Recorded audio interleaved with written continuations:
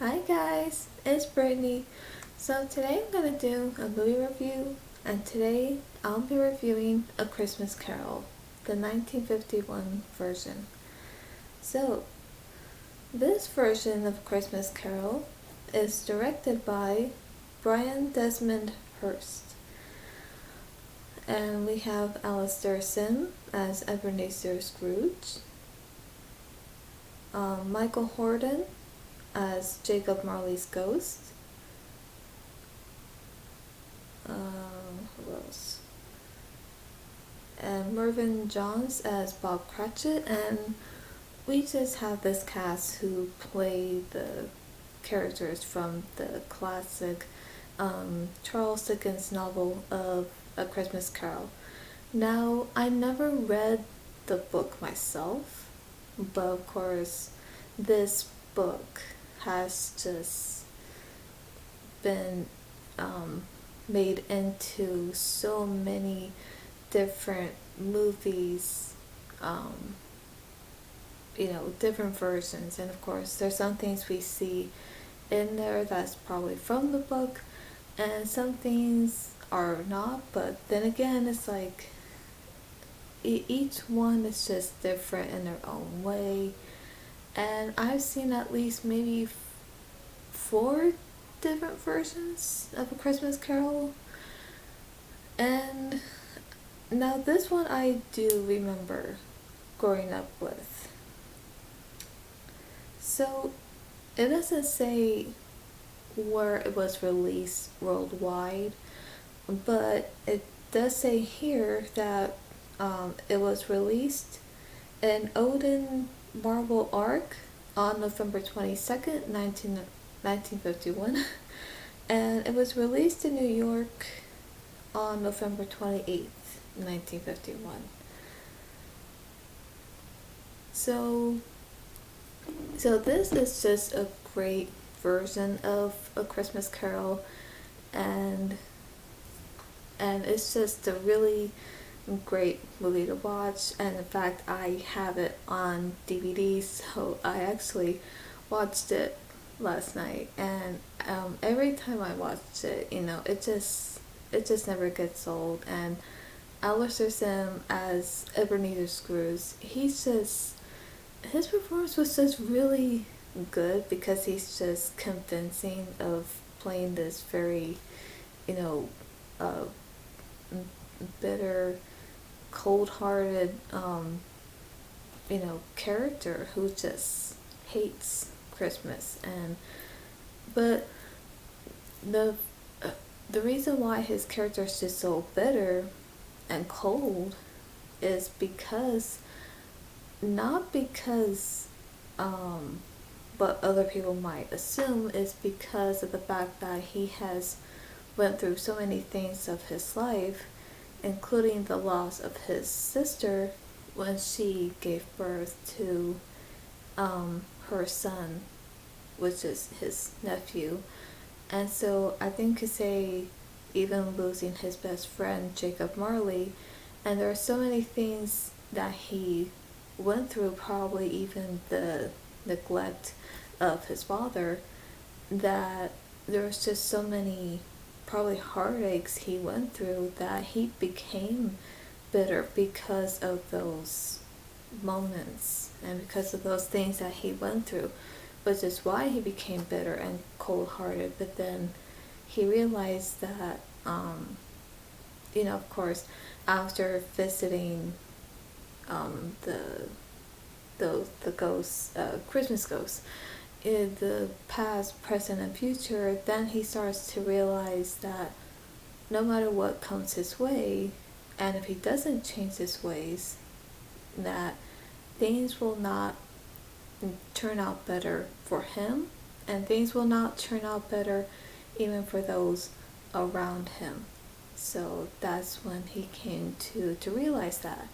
So yeah, I just love the meaning to the story, because it just goes out, I think it pretty much speaks out to those who probably can relate to this story in any way, whether they can relate to Scrooge in some way, or relate to any of the characters, and it's just a great Christmas classic movie to watch, and this is a very good one to watch every year. And I do watch this one every year because it's just really good to watch. And even what Michael Hordon, yeah, as Jacob Marley's ghost, he did a pretty good job playing Jacob Marley, the ghost, because Jacob Marley's ghost, because there's a part where he's like screaming, but even that was scary. It's still kind of scary. And there's a part where he goes to the window, you know, after like still talking to Scrooge, and then he points out to him of this woman and child who's out in the cold, and how you see these other ghosts surrounding them, but then you hear this music, like ominous music, and it's just so creepy. And in fact, it's kind of in my head. So even that part itself, it's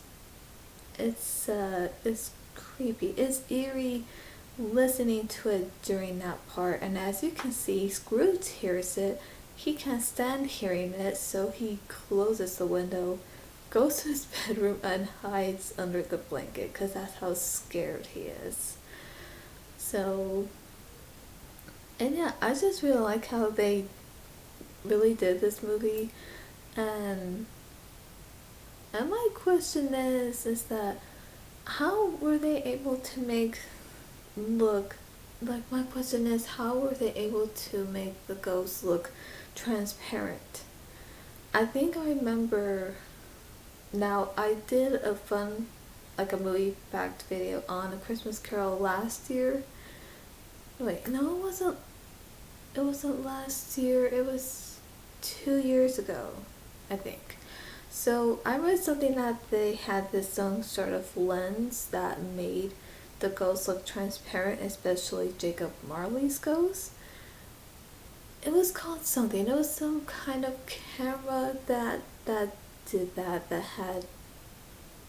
made that.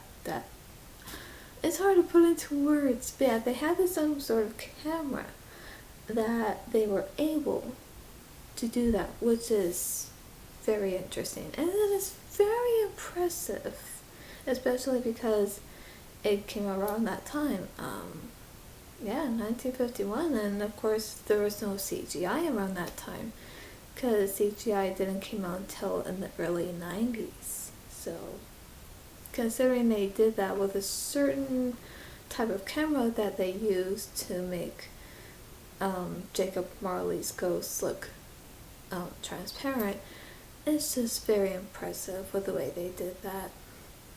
And the cast is great, you know, and yeah, everyone did a good job with their roles, including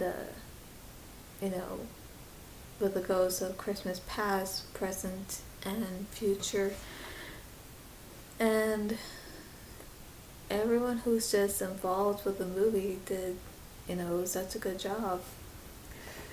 And the music they used was quite good, but of course there's some parts here and there with the music that are eerie. They are, especially with the ghosts, I'm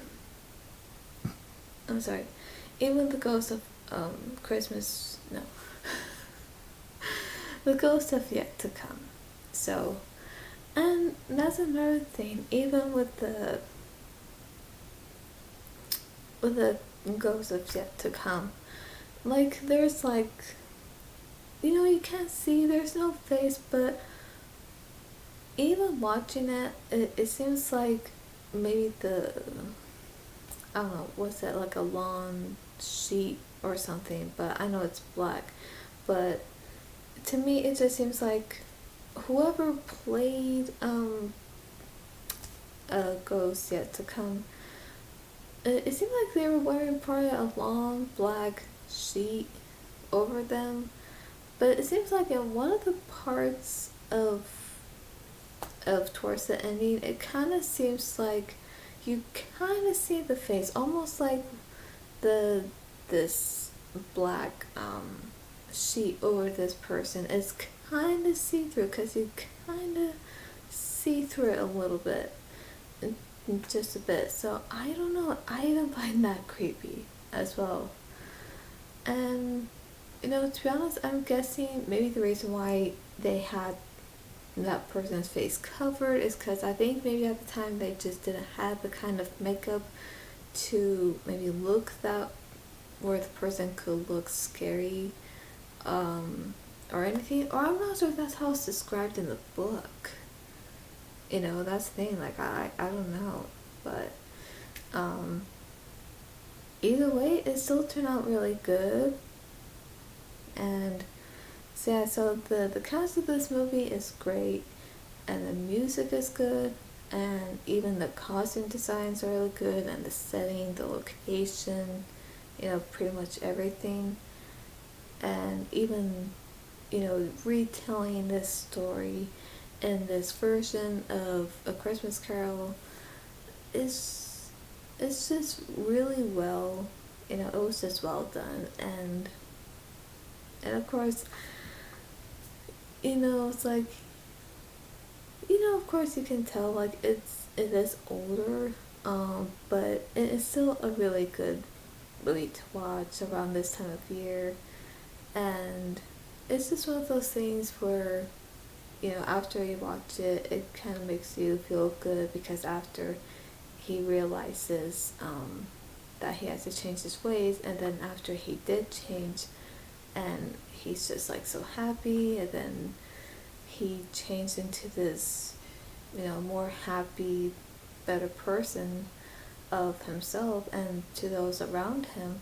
It just shows how he's really happy and keeping the Christmas spirit alive, like not just the one day of the year, but through every day.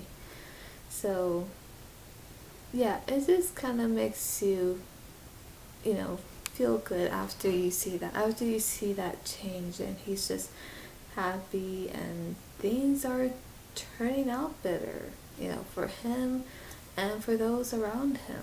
So it's just a really good story, and this story just never gets old, to retell it over and over. And yeah, so I really enjoy watching this. So yeah, this is my review of A Christmas Carol 1951 version. I would definitely rate it 4 stars. I would say 80% an A, and 7.8 out of 10. But yeah, so let me know if you have seen this version of A Christmas Carol. Or, yeah, let me know if you have, because I do enjoy watching it, especially around this time of year, because it's just great. It never gets old to watch it every year around this time of year. But yeah, let me know if you have seen this version, or which version of A Christmas Carol is your favorite. Now the other versions I have seen is, I think the earliest one was actually 1938, if I'm correct. I've seen that one. I've seen the 1984 version, and 2009 with Jim Carrey. So far, those are like the only, no, actually 5, the Muppet Christmas Carol. So actually, there's 5 different versions I've seen of retelling this story. But I know there's other ones out there, that I haven't seen. So those ones that I haven't seen yet, I do plan on watching them. But yeah. So let me know which version of A Christmas Carol is your favorite, or if you probably don't have a favorite yet, but maybe if you want to see a version with a cast in it, if you have an idea of who to play Scrooge and the ghosts of past, present, and future, Jacob Marley, Bob Cratchit, Tiny Tim, and all of them. I don't know, but let me know which one's your favorite. So far, I think my favorite is, I do love this one, but I also love the 2009 version as well. So yeah, and we are getting so close to Christmas, and yeah, and there'll be more coming soon. Well, videos, just to let you know. So that is all for today, and I'll see you at the movies.